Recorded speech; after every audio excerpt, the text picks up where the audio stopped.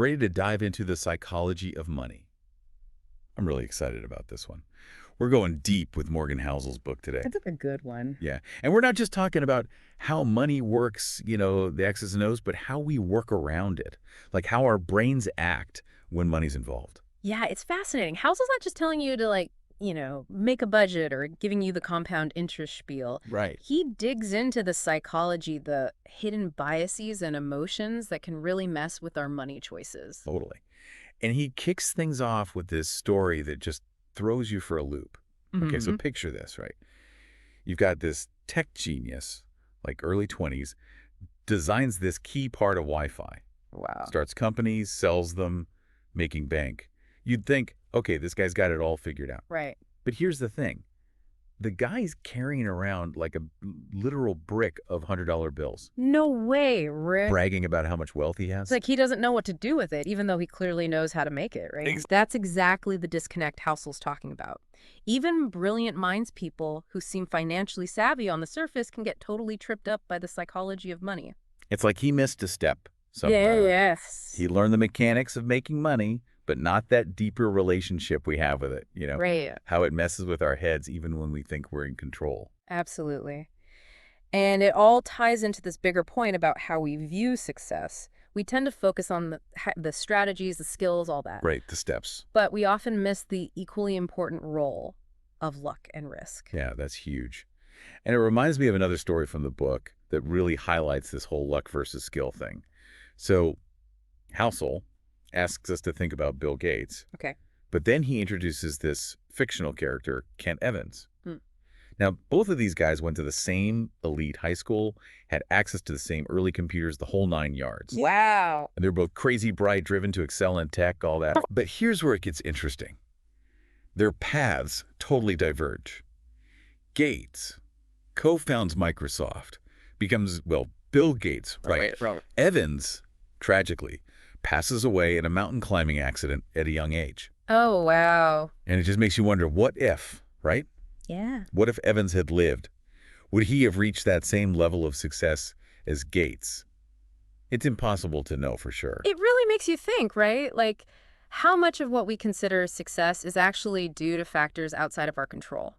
It's a bit humbling when you think about it. It is. It's like those professional card counters in Vegas. Yeah. They've got their system down, they know the odds, but they also know that one bad hand can wipe them out. For sure. So they play it smart, they bet conservatively, play the long game. Exactly. They're not just relying on skill, they're factoring in the inherent uncertainty of the game. Which is a good lesson for, well, basically everything, right? Absolutely. I mean, think about our financial lives. Right. There are so many unknowns, so many things we can't predict. So how do we apply this whole card counting mentality to money? Well, it starts with understanding that success and failure are never as good or as bad as they initially seem.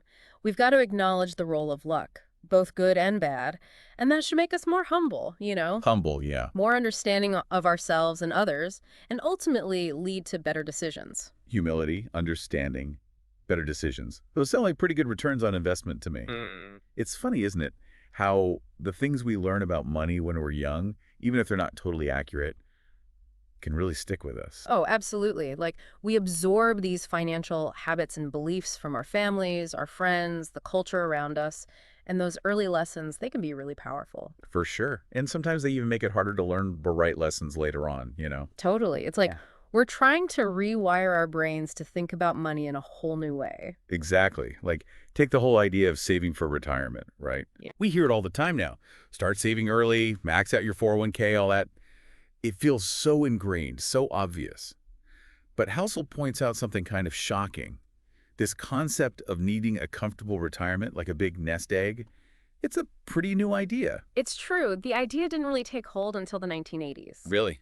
That recently? Before that, pensions were way more common, and the whole idea of everyone needing to manage their own retirement savings was pretty much unheard of. Huh. That's wild. It's like, no wonder so many of us feel kind of lost when it comes to planning for the long term. We're all playing catch-up with a concept that's only a few decades old. And it's not just catching up with the idea either. It's understanding how it actually works, the mechanics of it, like, compound Oh interest. yeah, compounding. That always sounded a bit like magic to me. Aha. Like money just magically making more money. Right, right. But Housel uses this really interesting example to explain it. He talks about Warren Buffett. Of course. Who better to illustrate the power of compounding than Warren Buffett, right? Exactly. So, for those of us who aren't quite at the Buffett level yet, break it down for us. What makes his story such a powerful testament to this whole compounding thing? Well, we all know Buffett's reputation, right? Legendary investor, one of the wealthiest people on the planet. But the really mind-blowing part is how much of his wealth came from simply letting his investments compound over time over a very long time. So it's not just that he's a brilliant investor. He is, of course, but that's not the whole story. Imagine if Buffett had started investing in his 30s. Okay, so later than he did. Right. And he retired at a typical retirement age, like let's say 65. His net worth would be drastically different. Significantly less, even with the same skills. Exactly. What we see now, that massive wealth, it's not just about those high returns. It's about those returns compounding over, well, nearly a century. Wow, time really is the secret ingredient, isn't it? It's huge. It's like that old saying, the best time to plant a tree was 20 years ago. The second best time is today. It's about playing the long game. So how do we actually do that? I mean, we can't just fast forward 70 years, can we? No, unfortunately not. But we can shift our perspective. It's not about chasing those quick wins, those get-rich-quick schemes. It's about making smart, patient choices consistently. Choices that might not pay off right away, but will build up over time, like decades down the line. Patience, consistency, got it.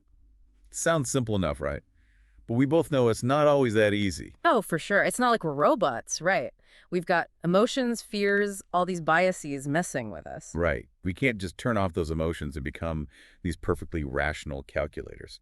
And that's actually a key point that Housel makes. It's not about becoming completely emotionless, robotic investors. It's about acknowledging those emotions, understanding how they influence our choices, and then finding ways to work with them, not against them. So it's not about being like coldly rational. It's about being reasonably rational. Is that even a thing? I think so. It's about finding a balance. And you know what?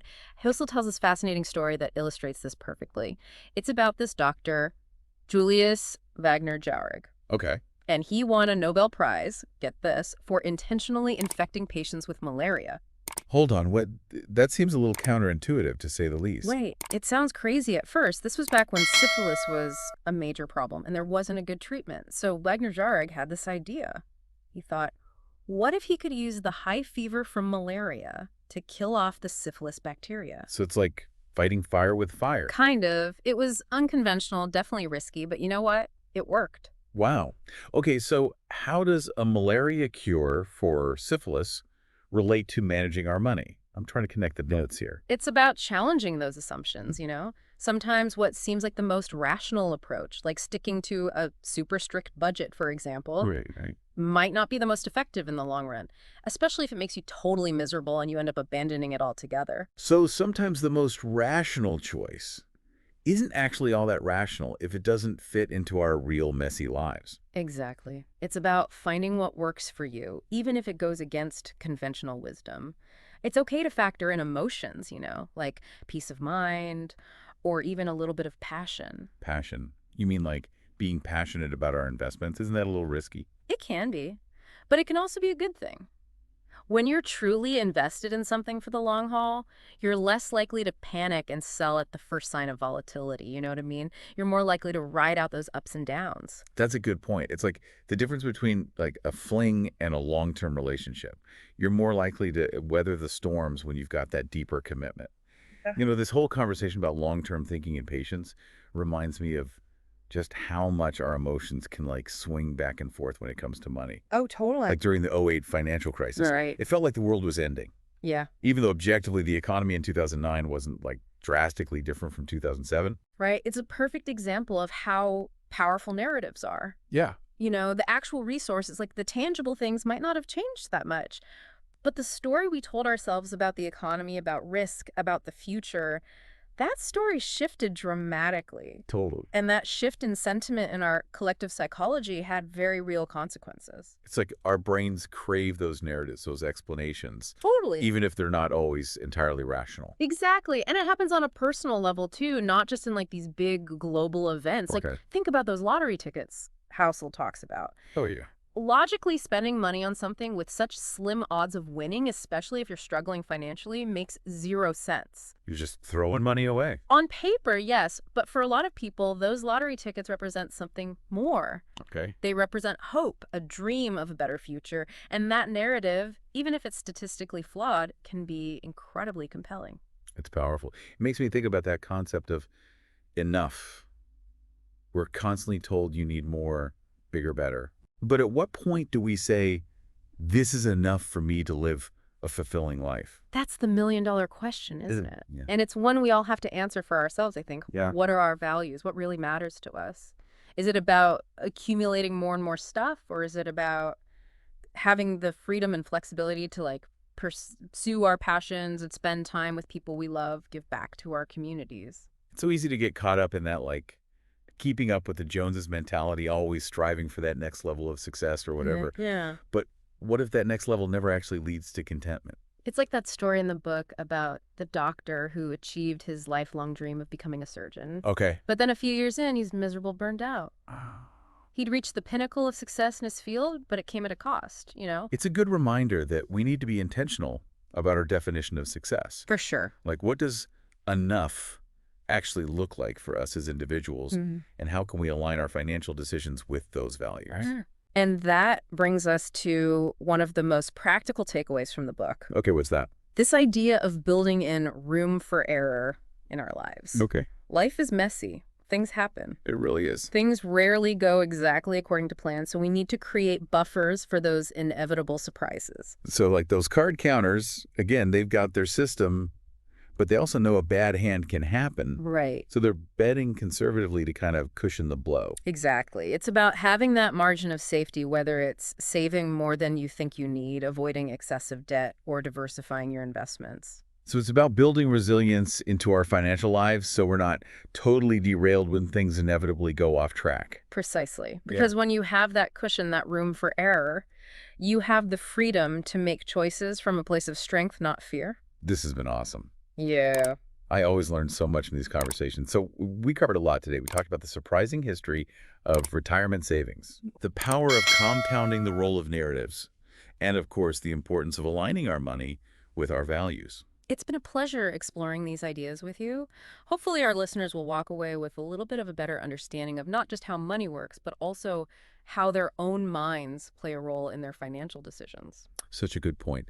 And remember, true wealth isn't about chasing some arbitrary number in your bank account. Right. It's about